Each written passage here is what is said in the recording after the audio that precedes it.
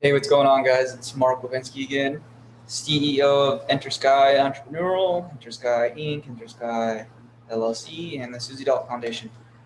Today, I'm just going to show you how, real quick, to value real estate. So I'm going to pull up the property that I'm looking at.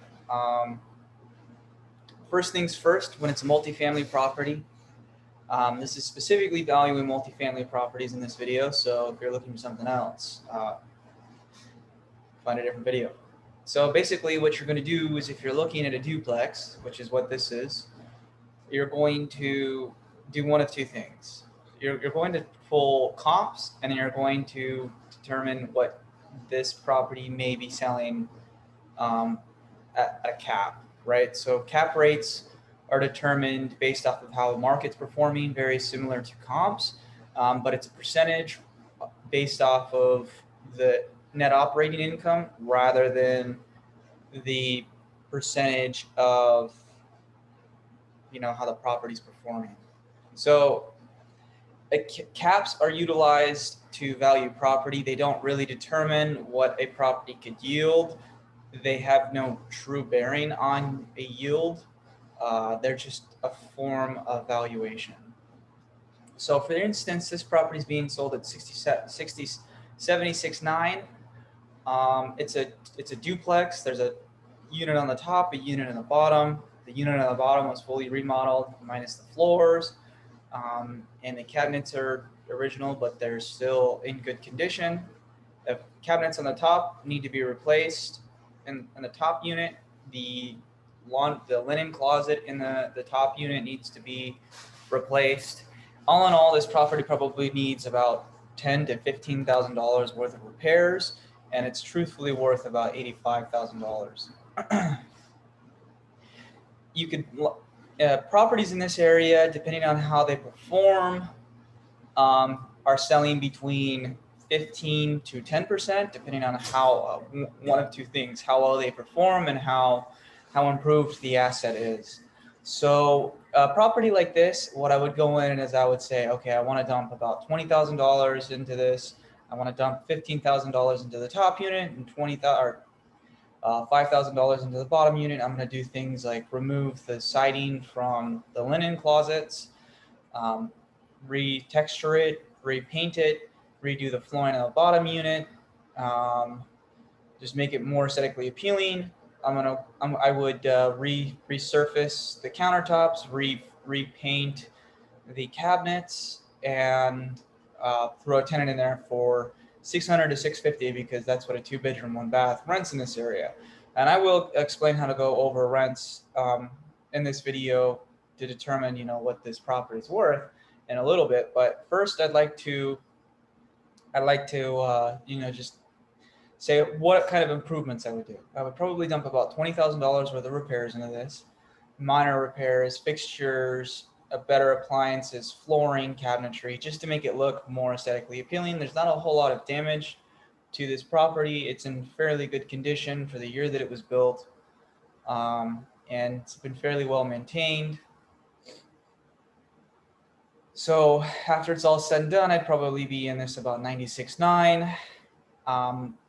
So that being said, after I make all my improvements, it's probably going to be worth $90,000. Even though I threw $20,000 into it, I would be improving at a loss.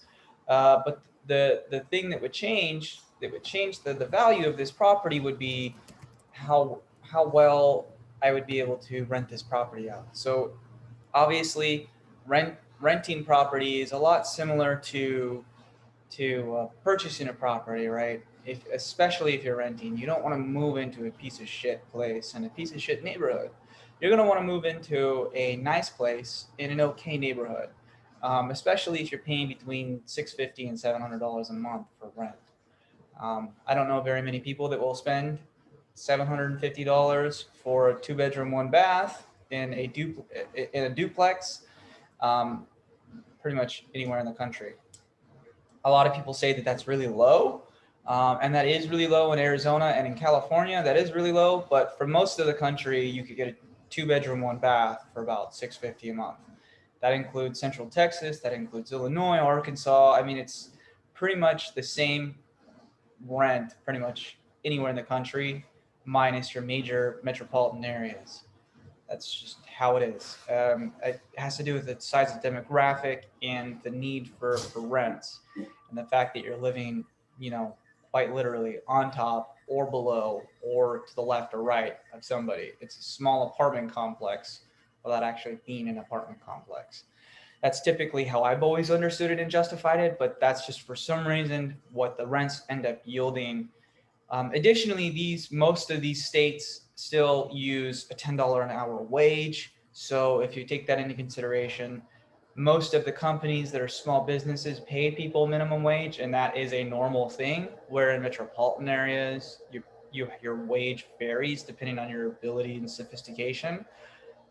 So that's mostly why smaller markets rent at about $650 for a 2-bedroom 1-bath, because there's typically only one person, maybe two people living in there, and they both make minimum wage, somewhere between part to full time. So typically your average salary on something like that's maybe $30,000 typically. So that's why. Additionally, you have other important bills, so take that in consideration. Another way I determine what this property could rent for is I will open a new tab and I will show you. So there's a website you can go to. It's called Rent-O-Meter. This is a good one to use to value what properties can rent for.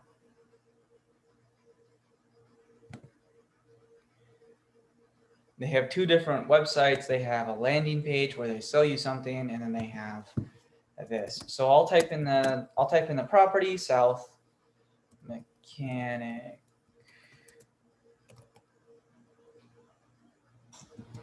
Street. Oh, I think I spelled it wrong. Let me see and see. I'm just gonna do this.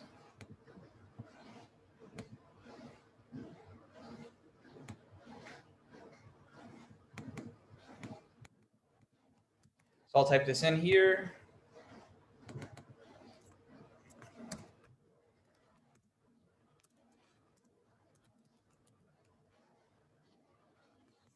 Marion, Illinois. I will say it's a 2-bedroom, 1-bath, because there's no half. And I'll analyze. What'll happen is it'll tell me what the median, what the average rent is renting for, what the median is, what the highest rent is, and what the lowest rent. So right now the investor's saying that he could probably rent this out for $550 that owns it currently. I believe 100% that is bullshit. They don't know what the fuck they're talking about. That's why you never believe a seller. Never. You do your own research. So I personally believe I can rent this out anywhere between $600 to $650 fairly quickly, judging based off of the average income in this area and the amount of people that live within the county. That the average commute is about 20 to 30 minutes. So people are very familiar with the driving in this area, and there's quite a bit of newer stuff like I think there's a GameStop and a Walgreens around the corner from this as well. So it's not like a small town, but it is a small town. So there is an ability to rent it out. So I'm going to assume that I'm going to rent it out for the median, which is $625. So what I'm going to do is I'm just going to determine what I think I can sell the property for. I'm going to start with my gross revenue. So 625 times 2, because there's 2 units, times 12. Okay, $1,500 a year is what I figure I can make out of this property. Okay, so just in gross. That's not counting vacancies. It's not counting repairs. That's not counting property management. That's not counting capital expenditures to put away for a roof that I may or may not need to replace in 10 years from now. So what I'm going to do is I typically do this. So I'm going to multiply it by 15,000 times 0.9, which is subtracting, this is the remaining amount that's left after I've taken out property management. Property management is typically 10%. So if you figure I take 10% from 1,500, I'm left with 90%. So I'm going to have, after property management, about 13,500. Okay. We're not determining cash flow. We're just determining the value. So we're going to deduct all of our expenses, which includes property management, and then we'll divide that number by the current market cap. And that's going to tell us what we should be, what our value of our property should be based on the market in that area. So this is a way to determine a value. I think it's called the cost approach. I'd have to look it up. There's 3 ways to value property. There's the cost it takes to build it, the NOI divided by the cap rate. So it's performance based. And then there's market comparables. You typically only use market comparables in single family home markets because you have other like kind homes. And then you use, I think it's a cost approach actually is to build. And then you have the market approach. If I'm not correct, whatever, I'll look it up and correct myself later. That you use NOI for. So there are 3 major ways. In smaller multifamily, you can really only use 2. You use the market approach, which is based off of the cap rate and the performance of the rents, and then the comparables. It's really difficult to use comparables, especially in areas like Marion, where there isn't a whole lot of, like kind properties. There's not as many 4.2s, or the properties aren't the same. So you have to value it based off of the performance of the property. And typically what an appraiser is going to do is both, and he's going to determine which one is more useful in determining the property's value. So an appraiser would probably use the market approach based off the performance. Before I continue though, I want to make sure that I'm using the correct terminology, because it's been a while since I've done that. So what is cost approach?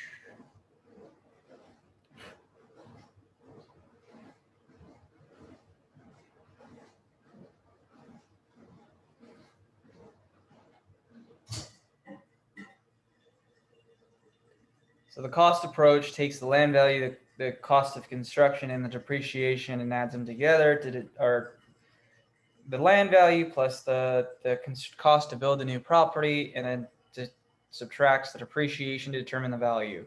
That's the cost approach. It's the cost it takes to build the property. I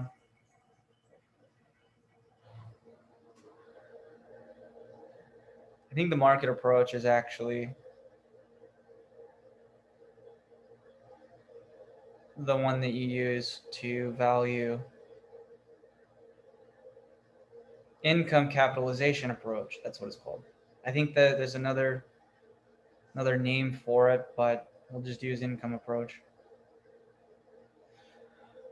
So the income approach is what we're performing right now. The reason appraisers use the income approach on multifamilies rather than comparison approach is because it's what the performance of the property is. It's what it's purchased and used for. Typically, you would use the income approach for like apartment complexes or even office space or even industrial space. But I believe industrial space is sometimes often better used for the cost approach. So that's just something to keep in mind if you're in a different type of niche. But anyways, what we're going to do is you don't take taxes out of this, but you do take insurance. Actually, yeah, you don't take taxes. So I already know for a fact that this property's insurance is going to cost me about $1,300. So it leaves me at $1,220. So I've already taken property management out. I've already taken the insurance out. I know that I'm going to have a vacancy of at least 1 month. So I'm going to multiply this by So that's 11 divided by 12 is a 92%. So I already know I'm going to have a 92% occupancy rate. So I'm already going to lose that. And then I'm going to subtract about $1,100 just because I know that I'm going to have a bunch of random miscellaneous repairs. And then just because I like even numbers, I'm going to subtract $124 because why not? And I'm going to use that for CapEx or something. So that leaves me with about $10,000. I figure I could probably sell this. I could probably get a 13% cap rate. So what I'm going to do is I'm going to take my effective net operating income and I'm going to divide it by 13%. It's not right. So $10,000 divided by 0.13 is about $76,000, which is about what it's worth. So that's one way to do it. Another way is that's one way to do it. So maybe I think I can get a 10% cap, which is unlikely, and it's worth 100 grand. But like I said, these properties, I've seen properties on this market sell for 10% cap. I don't think I can get a 10% cap for this. I think 12 at tops, maybe 11 and a half. So I'll just show you what that would look like. So at most it's worth, in my opinion, $83,000 with the cost approach. At worst, it's worth, or at best, it's worth 86. Maybe I could get 90. Who knows? Maybe not. It's all lucky. It's not really lucky. It's more like how well I would be able to manage and maintain that asset. Maybe in a year I could probably get $100,000 for it from when I purchased it, and maybe even 2 years I could probably get like $110,000. But to me, truthfully, this property I could probably sell it for about $85,000. So that's the income approach. I would probably sell this for 11% cap, knowing the market out there. But that's 100% not promised, and it's not debatable, and it's definitely negotiable, and it is what it is. So another approach that you could use to value this property is you can look at what else is in the area, what else is recently sold.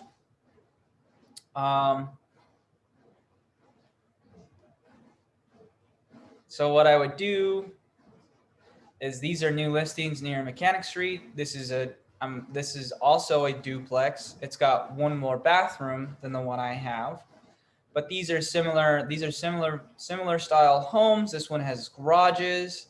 This is a 3-bedroom, 1 bath. This isn't even a multifamily property, but these are still, because these have similar beds and they have similar baths and they're in similar size of square footage, they are technically comparable. I believe this one has 1,120 square feet. So if I was to use the comparison approach, the comparison approach, if I was to use the comparison approach, for every 100 square feet more than these properties are in size, I would probably subtract about $1,000. So for instance, this one is about 700 square feet more, so I would probably subtract $7,000 from my value to make it comparable to this one. Additionally, I have one extra bedroom than this one does, and so I would add back what I would value a $5,000 room, because it's an additional $150 if I rented it out. So that puts me back at about $75,000, between $73,000 and $75,000, just because I took away square footage and then added the value of the bedroom. And This one also has 2 garages where mine doesn't have any garages, and I don't even think it has a parking lot. So there's no parking on the property, so that immediately takes $5,000 of value away, which is puts it back at about $69,000, maybe 70. And this one does have, I think this is a single family home. This one's also a single family home. Most of these are single family homes. I think this is the only duplex. No, that's not a duplex. But most of the properties out here are single family homes. They're not duplexes. So I don't really like this. I prefer Zillow.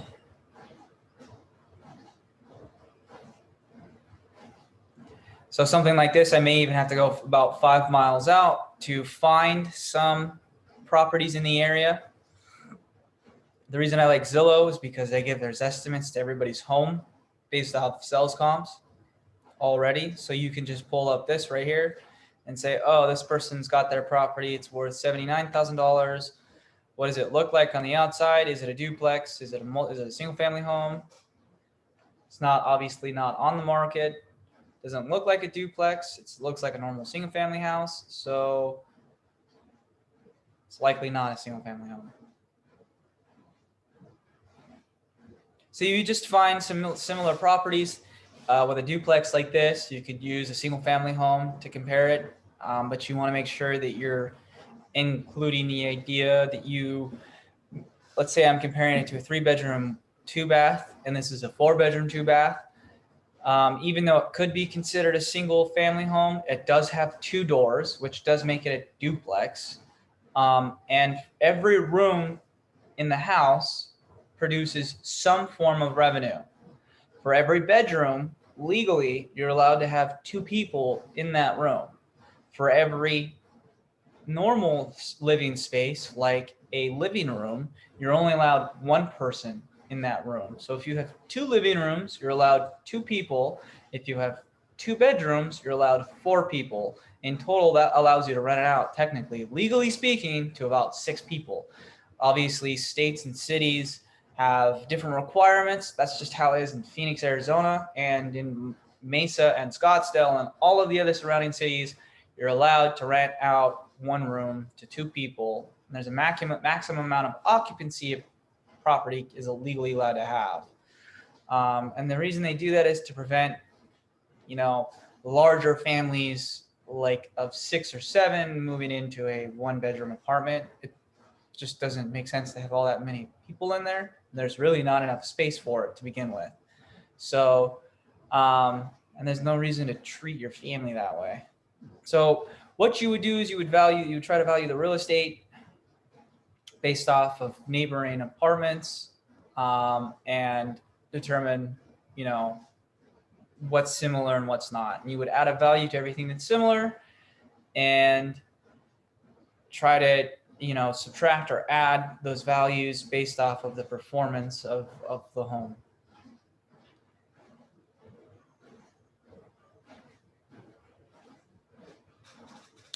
And so I think this one is a 5-plex. So I could use this as a comparable. I would just have to value what each individual door is renting for. Additionally, this is brick, so I would have to say, okay, mine's siding. There's probably wood underneath it. There's no way I would be able to do that. So all in all, this building has 8 units.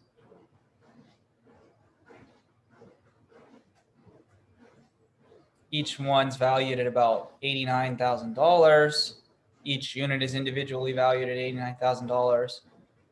It's a 2-bedroom, 1-bath. So it is comparable in terms of size and cost.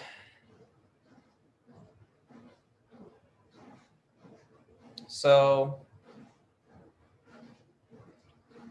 they both have forced heating at the bottom. They each have, their cabinets are very similar. Their appliances are very similar. Their layouts are very similar. The only difference is this one is brick The other one is siding, so I would take about $10,000. I would take about $1,000 off of one of my each of my units because they're siding, and this one is brick. Similar floor, brand new carpet in mine. This one has brand new carpet. The ACs are they plug into the walls. So this one's worth 89. I would say that if I was to bring this to the same value of mine, this would probably be worth about $75,000. And then I would cut it in half because that's about what it would be worth if it was just one unit by itself and it had another one directly on top of it and it was smaller. So that's how I value comparables. Just very vaguely, just looking at it, I kind of give everything an estimated value.